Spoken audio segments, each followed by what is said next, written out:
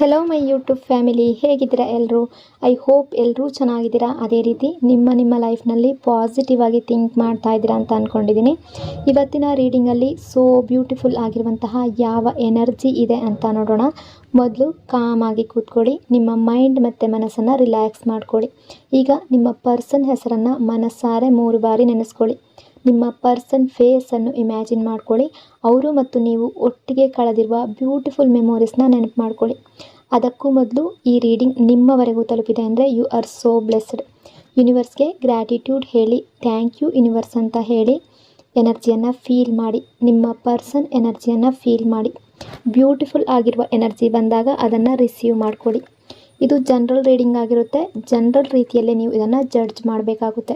ಅಂದರೆ ಎಲ್ಲ ವಿಷಯಗಳು ಎಲ್ಲರಿಗೂ ಮ್ಯಾಚ್ ಆಗಬೇಕು ಅಂತ ಇಲ್ಲ. ನಿಮ್ಮ ಸಿಚುವೇಶನ್ಗೆ ಮ್ಯಾಚ್ ಆಗುವ ಎನರ್ಜಿ ಮಾತ್ರ ರಿಸೀವ್ ಮಾಡ್ಕೊಳ್ಳಿ. ಯಾವುದಾದ್ರೂ ಭಾಗ ನಿಮಗೆ ಮ್ಯಾಚ್ ಆಗಲಿಲ್ಲ ಅಂದರೆ ಅದನ್ನು ಫೋರ್ಸ್ ಆಗಿ ತಗೊಳ್ಬೇಡಿ.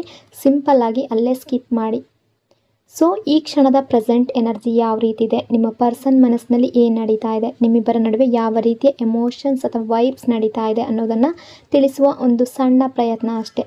ರೀಡಿಂಗನ್ನು ನೋಡಬೇಕಾದ್ರೆ ಓವರ್ ಆಗಿ ನೆಗೆಟಿವ್ ಆಗಿ ಯೋಚನೆ ಮಾಡಬೇಡಿ. ನಿಮ್ಮ ಮನಸ್ಸನ್ನು ಅನಾವಶ್ಯಕ ಭಯಗಳಿಂದ ತುಂಬಿಸ್ಕೊಳ್ಬೇಡಿ.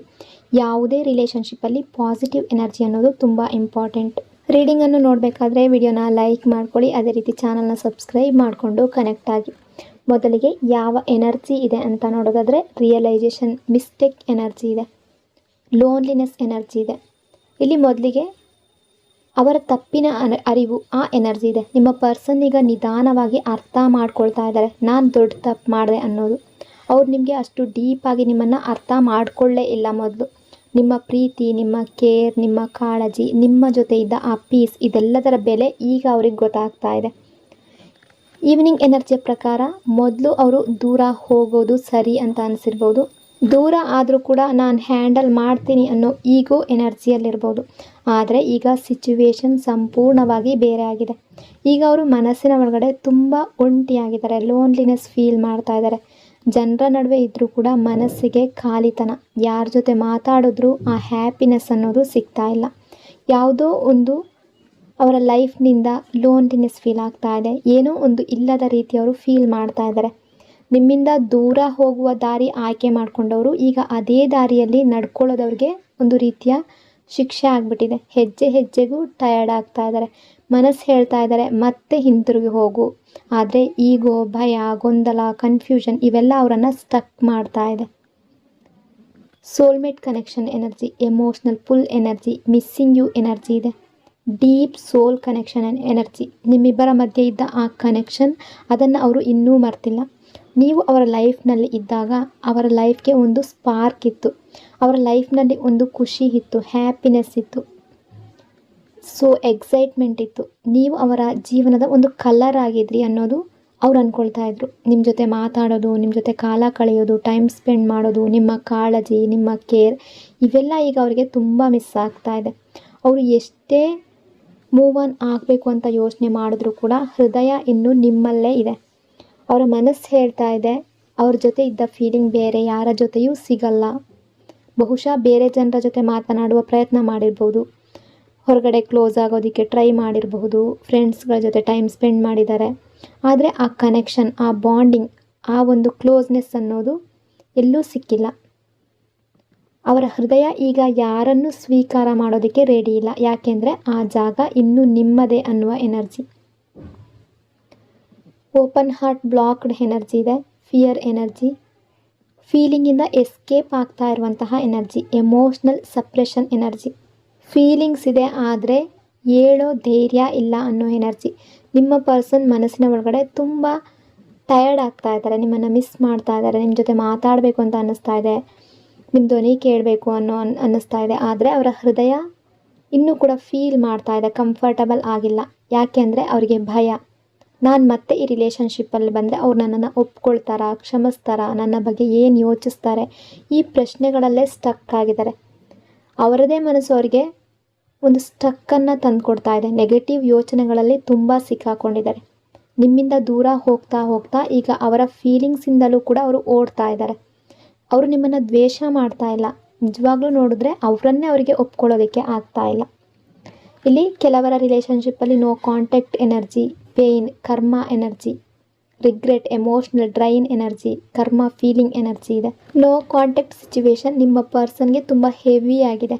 ಹೊರಗಡೆ ನೋಡೋರಿಗೆ ಅವರು ನಾರ್ಮಲ್ ಆಗಿ ಕಾಣ್ಬೋದು, ಆದರೆ ಒಳಗೆ ಸಂಪೂರ್ಣ ಟಯರ್ಡ್ ಆಗಿದ್ದಾರೆ.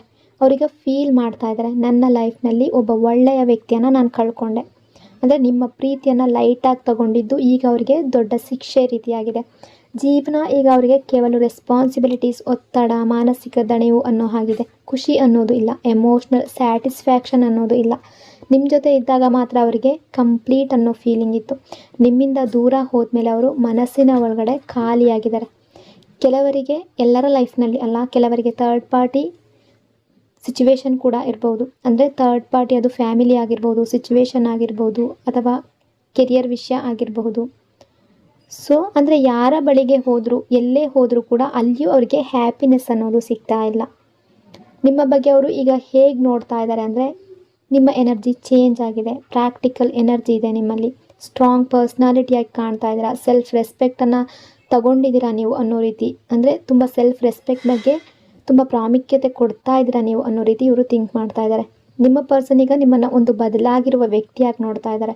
ಮೊದಲು ನೀವು ತುಂಬ ಓವರ್ ಗಿವಿಂಗ್ ಆಗಿದ್ರಿ, ಈ ವ್ಯಕ್ತಿಯ ಹಿಂದೆ ತುಂಬ ಚೇಸ್ ಮಾಡ್ತಾ ಇದ್ರಿ. ರಿಲೇಷನ್ಶಿಪ್ ಉಳಿಸೋದಕ್ಕೆ ನಿಮ್ಮನ್ನು ನೀವು ಮರೆಯೋ ಮಟ್ಟಿಗೆ ಪ್ರಯತ್ನ ಮಾಡಿದ್ದೀರಾ, ಆದರೆ ಈಗ ನೀವು ಬದಲಾಗಿದ್ದೀರಾ. ಈಗ ಯಾರನ್ನಾದರೂ ನಿಮ್ಮ ಲೈಫ್ನಲ್ಲಿ ಒಂದು ಸಲ ತಗೊಳ್ಳುವ ಮೊದಲು ತುಂಬ ಯೋಚನೆ ಮಾಡ್ತೀರಾ. ಎಲ್ರಿಗೂ ತಕ್ಷಣ ನಿಮ್ಮ ಮನಸ್ಸು ಅನ್ನೋದು ತೆರೆದುಕೊಳ್ಳೋದಿಲ್ಲ ಅನ್ನೋ ಫೀಲ್ ಮಾಡ್ತಾ ಇದ್ದಾರೆ. ಯಾರು ನಿಮ್ಮ ಎನರ್ಜಿ ಡಿಸರ್ವ್ ಮಾಡ್ತಾರೆ ಅನ್ನೋದನ್ನು ನೀವು ಮೊದಲು ಗಮನಿಸ್ತೀರಾ ಅನ್ನೋದು ಈ ವ್ಯಕ್ತಿಗೆ ಗೊತ್ತಾಗಿದೆ. ಅಂದರೆ ನಿಮ್ಮ ಪರ್ಸನ್ ಈಗ ನೀವು ತುಂಬ ಮೆಚ್ಯೂರಾಗಿ ಕಾಣ್ತಾ ಇದ್ದೀರಾ ಅಂತ ಥಿಂಕ್ ಮಾಡ್ತಾ ಇದ್ದಾರೆ. ಸ್ವಲ್ಪ ಪ್ರಾಕ್ಟಿಕಲ್ ಆಗಿ ನೀವು ಕಾಣ್ತಾ ಇದ್ದೀರಾ ಅವರಿಗೆ. ನಿಮ್ಮ ಸೆಲ್ಫ್ ರೆಸ್ಪೆಕ್ಟ್ ಅನ್ನೋದು ಜಾಸ್ತಿ ಆಗಿದೆ ಅನ್ನೋದು ಅವರಿಗೆ ಕಾಣ್ತಾ ಇದೆ. ಆದರೆ ಒಂದು ವಿಷಯ, ನೀವು ಸಂಬಂಧವನ್ನು ಸುಲಭವಾಗಿ ಬಿಡೋದಿಲ್ಲ, ರಿಲೇಷನ್ಶಿಪ್ಪನ್ನು ಸಾಮಾನ್ಯವಾಗಿ ಸುಲಭವಾಗಿ ನೀವು ಮರೆಯೋದಿಲ್ಲ, ಬಿಡೋದಿಲ್ಲ ಅನ್ನೋದು ಅವರಿಗೂ ಕೂಡ ಗೊತ್ತು. ಅಂದರೆ ಒಂದು ಸಲ ಯಾರನ್ನಾದರೂ ನೀವು ಮನಸ್ಸಿಗೆ ತುಂಬ ತಗೊಂಡ್ರೆ ತುಂಬ ಡೀಪಾಗಿ ಕನೆಕ್ಟ್ ಆಗ್ತೀರಾ. ಹಾಗಾಗಿ ನೋವಾದರೂ ಸುಲಭವಾಗಿ ಮರೆತು ಬಿಡೋದು ನಿಮ್ಮಿಂದ ಆಗೋದಿಲ್ಲ. ಆ ವ್ಯಕ್ತಿಯನ್ನು ಅಷ್ಟು ಸುಲಭವಾಗಿ ನೀವು ಮರೆಯೋದಿಲ್ಲ ಅಂತ ಇವರಿಗೆ ತುಂಬ ಚೆನ್ನಾಗಿ ಗೊತ್ತಿದೆ. ಸೊ ಅವರು ಅದನ್ನು ಕೂಡ ಗಮನಿಸ್ತಾ ಇದ್ದಾರೆ.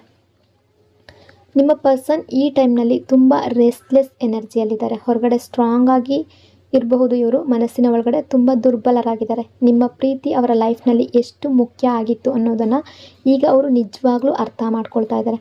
ಬಟ್ ಸಮಸ್ಯೆ ಏನಂದರೆ, ಪ್ರೀತಿ ಇದೆ, ಅದೇ ರೀತಿ ನಿಮ್ಮನ್ನು ಕಾಯುವ ಮನಸ್ಸಿದೆ, ಪಶ್ಚಾತ್ತಾಪ ಇದೆ, ಆದರೆ ಮುಂದೆ ಬಂದು ಎಲ್ಲವನ್ನು ಒಪ್ಪಿಕೊಳ್ಳುವ ಧೈರ್ಯ ಇನ್ನೂ ಸಂಪೂರ್ಣವಾಗಿ ಇವರಲ್ಲಿ ಬಂದಿಲ್ಲ. ಅವರ ಹೃದಯ ಅನ್ನೋದು ನಿಮ್ಮ ಕಡೆಗೆ ಓಡಿ ಬರ್ತಾ ಇದೆ, ಆದರೆ ಅವರ ಮನಸ್ಸು ಇನ್ನೂ ಭಯದಲ್ಲೇ ಸಿಕ್ಕಾಕೊಂಡಿದೆ. ಸೊ ಇದೇ ಇವತ್ತಿನ ಇವರ ಈವ್ನಿಂಗ್ ಥಾಟ್ಸ್ ಎನರ್ಜಿ. ಈ ವ್ಯಕ್ತಿ ನಿಮ್ಮನ್ನು ಮಿಸ್ ಮಾಡ್ತಾ ಇದ್ದಾರೆ, ಬಟ್ ಕನ್ಫ್ಯೂಷನ್, ಈಗೋ ಅನ್ನೋದು ಅವರನ್ನು ಸ್ಟಕ್ ಮಾಡ್ತಾ ಇದೆ, ಭಯ ಅವರನ್ನು ಸ್ಟಕ್ ಮಾಡ್ತಾ ಇದ್ದಾರೆ.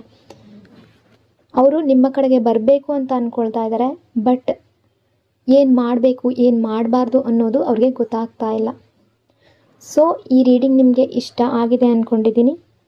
ರೀಡಿಂಗ್ ಇಷ್ಟ ಆಗಿದರೆ ಪಾಸಿಟಿವ್ ಆಗಿ ಕಮೆಂಟ್ ಮಾಡಿ. ನಿಮ್ಮ ಲೈಫ್ನ ಯಾವುದೇ ವಿಷಯ ಆಗಿರ್ಬೋದು, ನೆಗೆಟಿವ್ ಆಗಿ ಥಿಂಕ್ ಮಾಡೋದಕ್ಕೆ ಹೋಗಬೇಡಿ, ಪಾಸಿಟಿವ್ ಆಗಿ ಥಿಂಕ್ ಮಾಡಿ. ನಿಮ್ಮೆಲ್ಲರ ವಿಶಸ್, ಪಾಸಿಟಿವ್ ಆಗಿರುವಂತಹ ವಿಶಸ್ ಆದಷ್ಟು ಬೇಗ ನಿಮ್ಮ ಕನಸುಗಳು ನಿಮ್ಮ ರಿಯಾಲಿಟಿಗೆ ಬರಲಿ ಅಂತ ಬ್ಲೆಸ್ ಮಾಡ್ತಾ ಇನ್ನೊಂದು ರೀಡಿಂಗಲ್ಲಿ ಮತ್ತೆ ಸಿಗ್ತೀನಿ. ಅಲ್ಲಿವರೆಗೂ ನಿಮ್ಮೆಲ್ಲರ ಪ್ರೀತಿಗೆ, ನಿಮ್ಮೆಲ್ಲರ ಸಪೋರ್ಟ್ಗೆ lots and lots of love. ನಿಮ್ಮ ಪ್ರೀತಿ ಸದಾ ಹೀಗೆ ಇರಲಿ and thank you so much. Next ರೀಡಿಂಗಲ್ಲಿ ಮತ್ತೆ ಸಿಗೋಣ. God bless you all.